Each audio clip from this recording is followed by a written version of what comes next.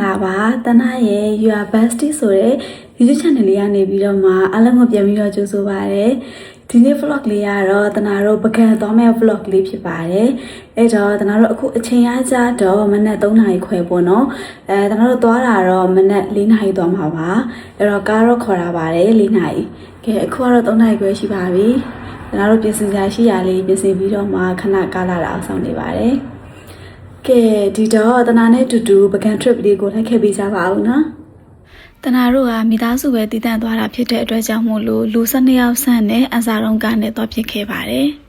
ကားပေါ်ကိုပစ္စည်းတင်တာတွေပါရင်နဲ့ဆိုတော့4 နာရီ 15 လောက်မှပေါ့နော်ရန်ကုန်ကနေစပြီးတော့ထွက်ဖြစ်ခဲ့ပါတယ်တနာတို့သွားခဲ့တာကဇန်နဝါရီလဒုတိယပတ်ထဲမှာသွားခဲ့တာပါ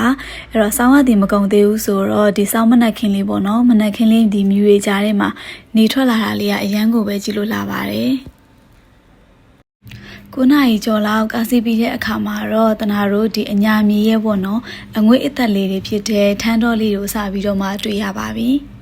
အဲ့တော့ပကံကိုရောက်တဲ့အချိန်ကတော့နေ့လယ်2 နာရီခွဲလောက်တော့ရှိပြီပေါ့နော်အဲ့တော့ပထမဆုံးတနာတို့သွားတာကပိုက်ထန်းတဲ့ဖြစ်ပါတယ်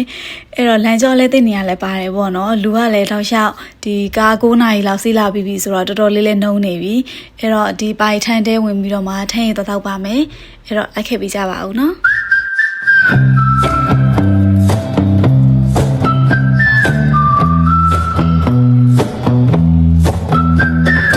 ဒါကတော့တနာတို့ထိုင်းရင်မှာမယ်ဆိုရင်ဒီဆိုင်ရဝန်ထမ်းတွေကိုပေါ့နော်ခေါ်တဲ့မောင်းလို့ပြောရမလားအဲ့လိုဟာလေးပေါ့နော်အဲ့လေးထွက်ရလို့ရှိရင်ဝန်ထမ်းလေးရောက်လာတယ်ပေါ့နော်ထိုင်းရကတော့သူကအချိုလေးရှိရအခါလေးရှိရတနာတို့က2 ခုလုံးမှာပြီးတောက်ခဲ့တယ်ပေါ့နော်အဲ့တော့အချိုကကျတော့တကယ်တောက်လို့ကောင်းတယ်ချိုးနေရပဲသူကထိုင်းရင်နဲ့တွဲစားဖို့အတွက်ဒီအကျော်ဆုံးရယ်ပြီးတော့ဒီအတုပ်သုံးလေးမျိုးရယ်တနာတို့မှာစားပြစ်ခဲ့တယ်ပေါ့နော်အဲ့တော့အရသာကတော့အရန်အကောင်ကြီးလည်းမဟုတ်အဆိုးကြီးလည်းမဟုတ်ဘူးပုံမှန်ပါပဲ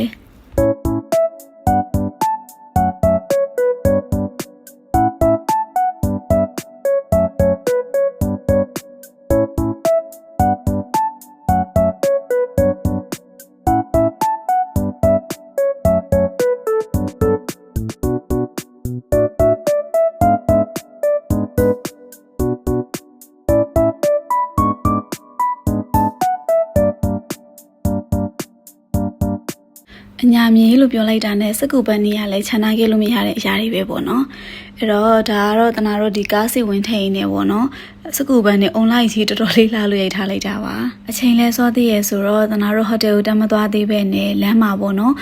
ဖျား2 စု 3 စုလောက်ဝင်ဖို့ခဲ့ပါတယ်ပထမဆုံးသွားခဲ့တာကကြတော့ရှင်အစ္ဆာကောနာဖျားဖြစ်ပါတယ်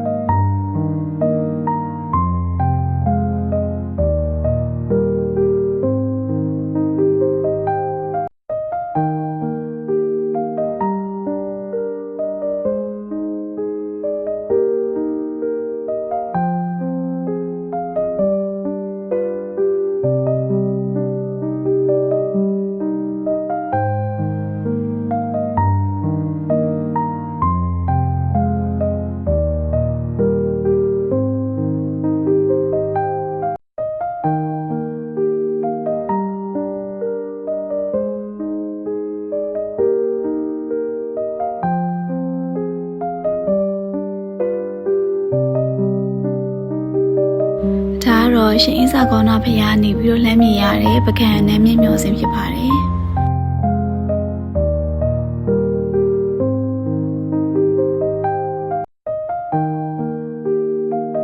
နောက်ထပ်သွားမယ့်နေရာကြတော့ငှက်ပြစ်တောင်ဖျားဖြစ်ပါတယ်ငှက်ပြစ်တောင်ဖျားဝင်းထဲမှာတော့ဒီလိုမျိုးပေါ့နော်အမှတ်တရပစ္စည်းရောင်းတဲ့ဆိုင်လေးလေးရှိပါတယ်ဒီလိုမျိုးလေဒီရုပ်သေးရုပ်လေးတွေရဲ့ပသိမ်ထီးလေးတွေရဲ့ပေါ့နော်အဲ့လိုမျိုးဒီတစ်ပင်ကနေ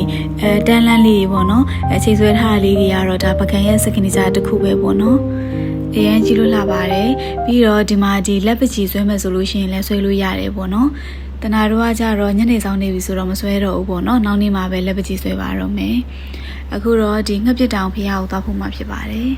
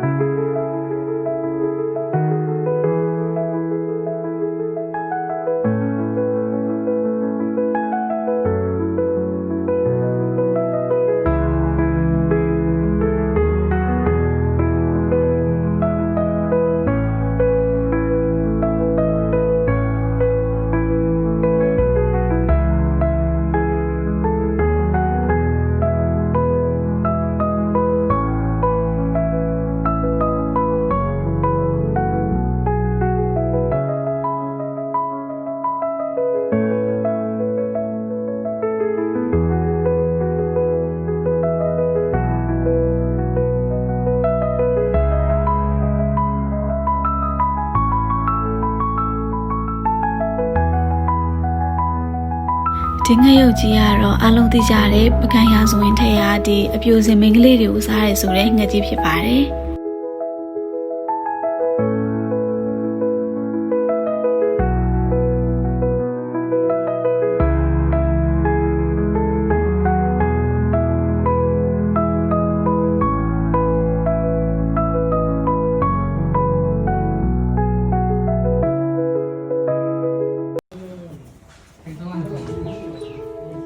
ခေါင်းလေးနဲ့လည်းမဟုတ်ပဲနော်ခေါင်းလေးမဟုတ်ပါအော်ဒီလူဆောင်မအောင်ပါနော်ဘူးနဲ့မဟုတ်လို့ငါဆောင်လိုက်ပါဟုတ်တယ်ဒီမှာလေးဒါလေးကိုစိတ်ပြီးတော့ရှူကြည့်ဘုရားဘုရားဘာလို့လဲနိုင်ရဆိုင်ရတို့တော့ခြေပြီးတော့ရှူကြည့်အဲ့ဒါပါလားအကြမ်း900ကြားလို့ဒီကရှူပြီးတော့ဒီကြမ်းတော့ပါဒီကြောင့်တော့ညာတော့တော့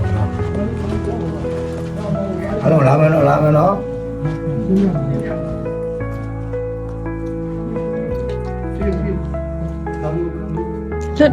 လွတ်တယ်ဒါမြင်တယ် ကဲကျုပ်ကတော့ကျုပ်ကတော့ ဒါပါတော့ဗကန်ခက်ပေါ့နော်ဗကန်ခက်နော်ထာမင်းလက်ထက်ကရှင်အရဟံနဲ့တန်ခါ900တရားကျင့်သွားတဲ့နေရာတွေနော်တန်ခါ900ရှင်အရဟံတရားကျင့်တဲ့နေရာတွေအဲ့တော့ပုံပြီးကျင့်ကြရတာအကြီးကြီးတွေရအောင်ကြောက်ဗကန်ရေးတာကနော်သူတို့ရအောင်ကြောက်လို့တန်ခါတော်တွေကဘူဒီသူတွေကျင့်တာနော်အဲ့ဗကန်ခက်ကကူတွေပဲနှစ်ပေါင်းတစ်ထောင်ပြည့်တော့မယ်နော်ငလင်ထုတ်လည်းဘာမှမဖြစ်ဘူးနော်လူကြီးပြင်းချင်းမရှိတော့ဘူးဗကန်ခက်ကနှစ်ပေါင်းတစ်ထောင်ပြည့်အနေပြီ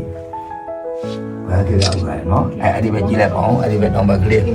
ကိုပေါင်း90နဲ့ကိုကိုသွားတယ်မြောင်လမ်းမှာရှမ်းပြည်ပင်းတရားထောင်ပေါက်တယ်နော်ဘာသာဘိုးဘုရားပေါက်ပါတယ်ကျောက်ဘူးဦးမြင်ပေါက်ပါတယ်ကုန်းတော်ကြီးဘုရားပေါက်တယ်ဒီကသွားရင်ဟုတ်ပါငှက်ပတောင်ဘုရားကိုပေါက်ပါတယ်ပိတ်ထားတာအမေကမမှန်ဘူးအားကြောင့်ပိတ်ထားတာနော်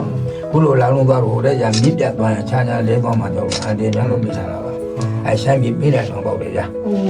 ကိုပေါင်း90ကိုသွားလဲနော်ဟိုကတော့ဘယ်ပေါင်းမပေါင်းမှန်းကြည့်နှမ်းကြည့်လည်းမများဘူးနော်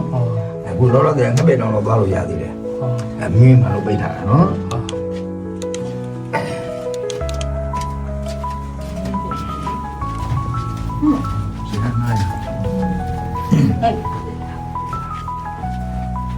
ဒီလိုမျိုး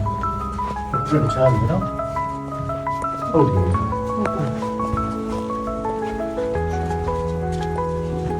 你那不是不是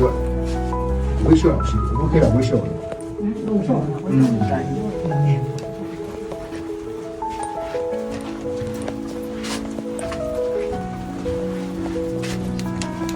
ဒါတော့ကျွန်တော်တို့ရဲ့ကျေးဇူးရှင်ရှင်အရဟံနော်ကျွန်တော်ကအကြီးကြီးတွေကိုဝယ်ရတာဘုရားတရားမှန်လားဆိုတာကောင်းကောင်းမသိကြရဘူးနော်ဒီရှင်အရဟံရောက်လာမှသိရတာကျေးဇူးများတဲ့ပုဂ္ဂိုလ်ကြီးပေါ့နော်ထိုင်မင်းကြီးတို့ပေါ့နော်ရှင်အရဟံဒီမြေသားပလင်လေးကဘဂခက်ကရှင်အရဟံတရားထိုင်သွားတဲ့ပလင်တော်လေးမြေသားလေးကဘဂခက်ကပလင်တော်ဒါကခုမှလောက်ထားတာပါနော်ဘဂခက်ကပလင်တော်ပဲအဲ့ပေါ်တရားထိုင်ရတာရှင်အရဟံနော်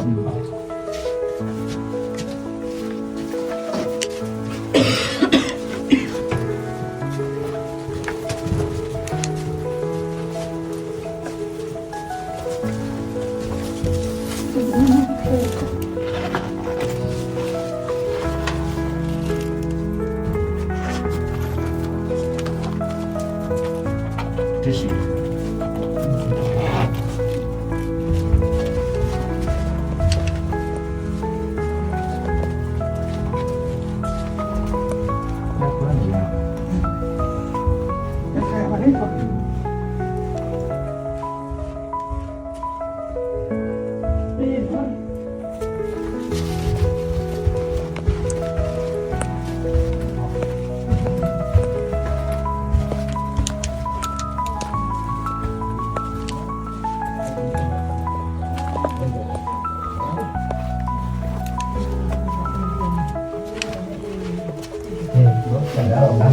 ကောင်းပါလေအဲ့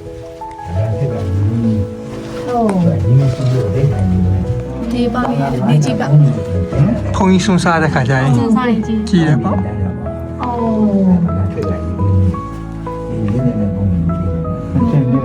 လား 我以为这边是ထွက်ထွက်来这边ထွက်လို့ရတယ်နော်ထွက်ဒါပကခက်ကရေလွန်း 900ပေါင်းဖို့လည်းရည်ရင်းကြီးပဲ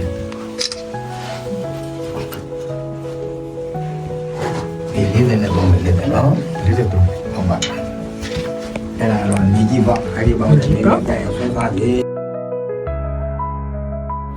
ဒီဝမ်းမှာနောက်ဆုံးဖူးခဲ့တဲ့ဖရားကြတော့ရွှေစည်းကုံဖရားဖြစ်ပါတယ်။တနာတို့ရွှေစည်းကုံဖရားရောက်တဲ့အချိန်ကတော့ညနေ9 နာရီကျော်လောက်တော့ဖြစ်နေပြီပေါ့နော်။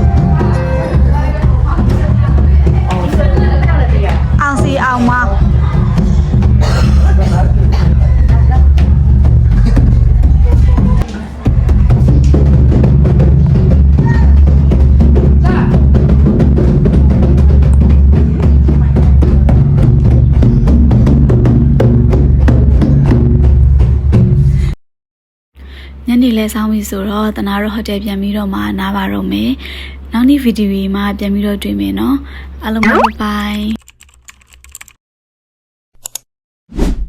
Your bestie forever with you.